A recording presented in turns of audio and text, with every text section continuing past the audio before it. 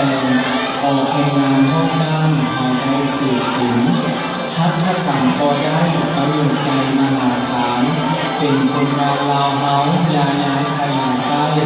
เอาไม่มาไหวท้องจักสารคนเขียว